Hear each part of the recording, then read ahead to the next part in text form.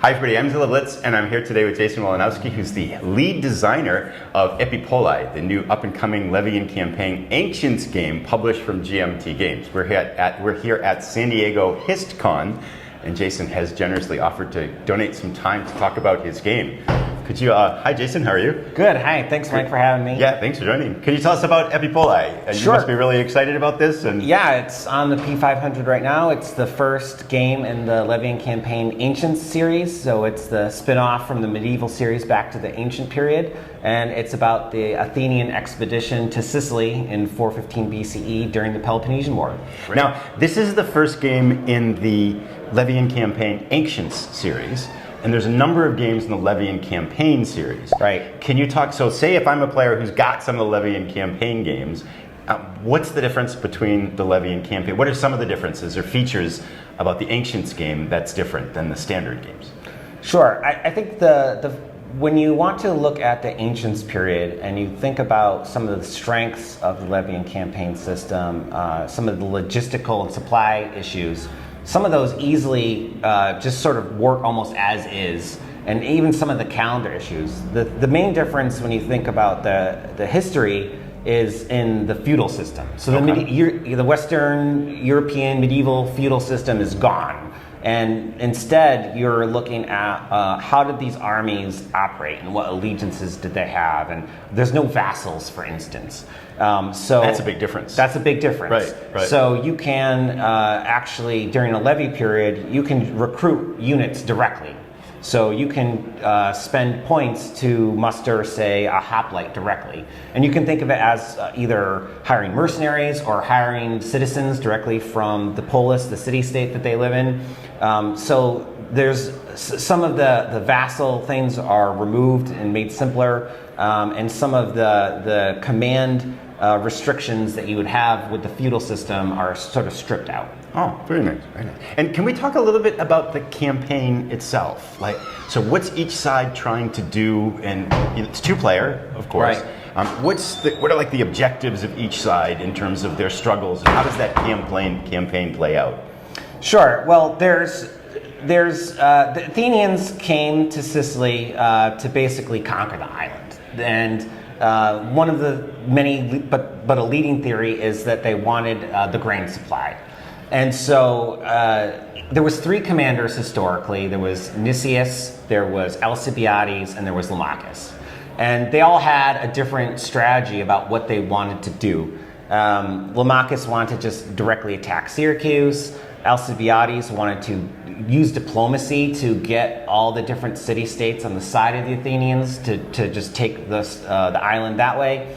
And Nicias, well, he wasn't really into it so much, so he just kind of wanted to sail around and show off the fleet and sort of go home. But so this wasn't a unified front. It was not a unified front. Right. But despite that, the expedition almost succeeded anyway. So part of it is putting you in the hands of the mindset of the operational commander. You can try to use diplomacy and convert the different city-states to the side of the Athenians if you're the Athenian side. You can just go and storm Syracuse or any of the other cities. So you have a different number of strategies that you can try to implement in an operational level that any of the commanders may have wanted to do. Now, if you are the Syracusans, you have a sort of a different objective. You have to you're outnumbered to start with. And so you're playing defensive, and you need to hang on to your city, hang on to the island. And you also need to recruit the different cities around you, because the neighbors of Syracuse didn't necessarily like them. They were the biggest kid on the block, and they were using their power and influence to dominate the island. Right. And so when the Syracusans say, hey, we've got a problem with the Athenians, they're like, do we have a problem with the Athenians? Or do you have a problem with the Athenians? So as the Syracusans, you also have to sort of try to go around and get these different cities on your side so that you can have some of their supplies and troops and units to then fight back.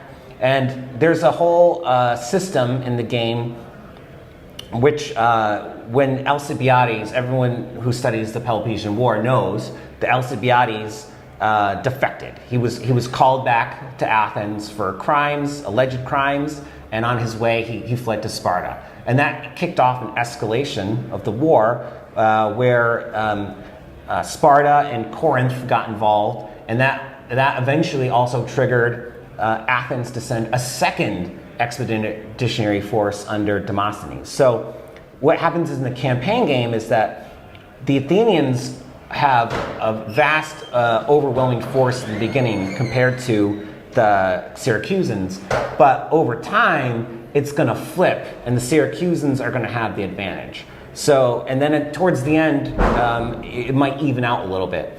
So there's a real back and forth got a element shifting in the campaign. landscape. Yes. You've got to know when to attack and when to defend and things Exactly. like that too. So, Yeah. okay, great. Scenarios in the game. Can you tell us a little bit about like what options there are in the game and how many different things people can enjoy? Sure. There's 8 scenarios plus the full campaign. 4 of the scenarios are mini scenarios that recreate specific historical battles and get you into understanding how the battle system works and the storming and siege system works. And then there's 4 1-year or 2-year scenarios that are for there's 2 scenarios for 415.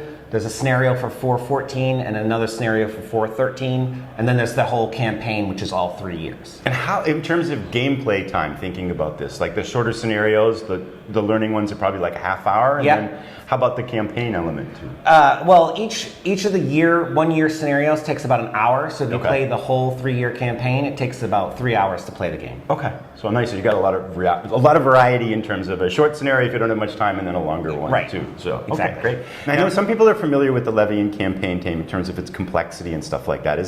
Is the complexity of Epipolae pretty standard across like the Levy Campaign game? Can you talk a little bit about like how hard is it to learn and things like that?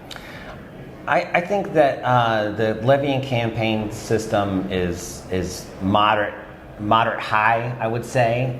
It's a little step. I won't say it's super high, but it's step above moderate complexity in general. I think this game, I've simplified certain elements, and so I've tried to lower on the scale. For instance, most of the Levy Campaign games feature a call to arms segment. There is no call to arms segment. So that just strips out a whole section of rules that you don't have to consider. And removal of vassals simplifies things. Yes. So there are some simplifying elements, but they're also now introduced some additional complexity. So there are now naval units and naval battles. And so the interaction of naval units when there's naval units fighting or when there's ground units fighting adds a little bit of rules overhead. It's also I'd also argue that's a fun feature to have in the game, right? Yes. Because you've got to deal with the ocean, and having played it yesterday, I learned very quickly, there's a lot of mobility and you have to be careful, and if you have ships, they can land their troops, and so there's elements in there that I think brings a lot of fun to the game too. Yeah, and I should say the Athenians have a naval advantage at the beginning. Right. As they did historically. They came with a huge fleet. Right. And the Syracusans are more of land power at the time. They have some ships, but not as good. And historically what happened was that over time the Athenian fleet deteriorated because they weren't able to maintain it. They didn't have their ports, their sheds where they could work on these ships. And that whole time the Corinthians came with ships, and the Syracusans were improving their vessels by making modifications to them, and so there's events in the game that will sort of allow that narrative to show through over time. So that's another big element. But so that adds a little bit of rules overhead. So in the end, even though I streamline some things and I add some stuff back, it probably ends up at medium complexity. And I could see this as if people have been waiting to jump into the Levy Campaign system, but maybe they're more interested in the Ancients period. This might be a great starting point, because certainly not more complex than a standard Levy Campaign game. Yeah, for sure. Great. And it's also smaller size. Yes. So you've got the main map is 11 by 17. Yes. It's not very large. There's 8 lords in total. Yes. And you probably won't be playing with them all at the same time. Right. And so it's a much more manageable game. And then the length of the seasons, the number of cards you have per season, makes it go quick. And that's basically how the game stays at about an hour per year. Right. And I think that for something like that, often too, it sometimes a complex game's complexity is you know how to play the game, but you're not sure what to do. And this, I think, the contained element of the campaign and everything makes it your strategies are not simple, but they're not overwhelming. You've got a nice blend of kind of, okay, I could do this or I could do that, or maybe I want to do this. There's not an infinite decision space. Actually, yes. But exactly. there is a lot of choice, and Right. you can choose how you want to